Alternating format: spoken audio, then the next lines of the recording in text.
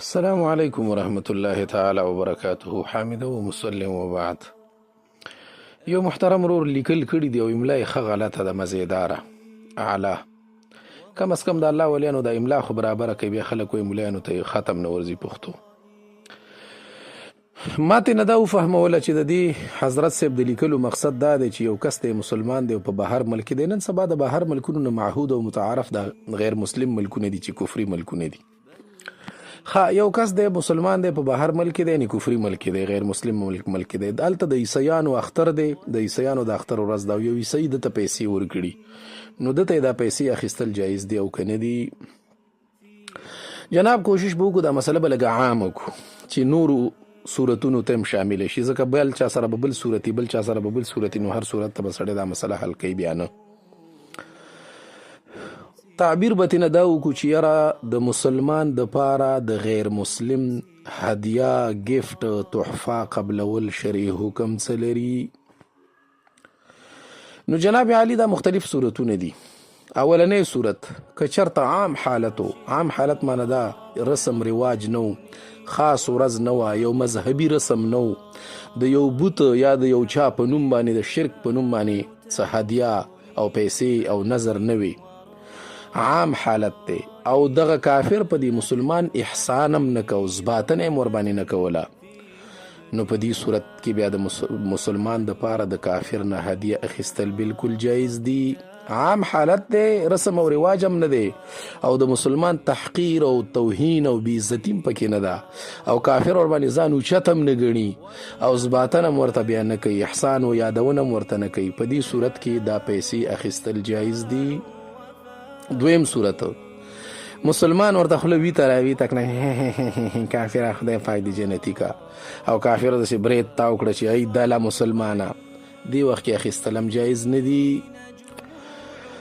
او دریم صورت چې د هغوی خاصه ورځ وي، لکه ته اوس وایې چې د هغوی د اختر ورځ وه او یا یو خاص تهواري وي، یعنی خاص رسمي وي، یا یو مذهبي رسم وي، یا د یو بت په نوم باندې وي.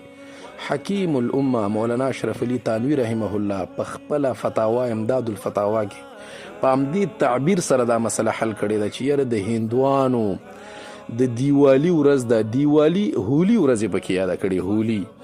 نو دا دیوالي د هغوی د اختر ورځې ته وایي او هولي یو مذهبي رسم دی چې دوی پکې څه رنګونه منګونه په ځان باندې اچوي. ډېر معلومات ما سره نشته دی، لیکن دا یو مذهبي رسم ورځ ده، د رنګونو ورځ ده.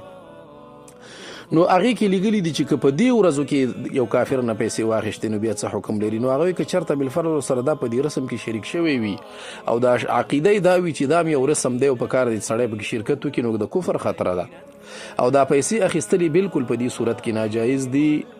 او جامع الفتاوا کې لیکلي دي وایي که چېرته په داسې یو خاص ورځې وي او یا د خاص بت په نوم باندې وي یا داسې یو خاص تعظیمن د کافر نه پیسې واخلي، لکه د کافر د تعظیم په وجه دته ورکړي وي، د یو شي د تعظیم په وجه دته پیسې ورکړي او دی ترېنه واخلي، نو وایي الله به یې زړه نه د ایمان نور وباسي او مخ نه به یې د عباداتو نور الله ختم کړي، بې نوره به دا انسان پاتې شي. دا وګوره.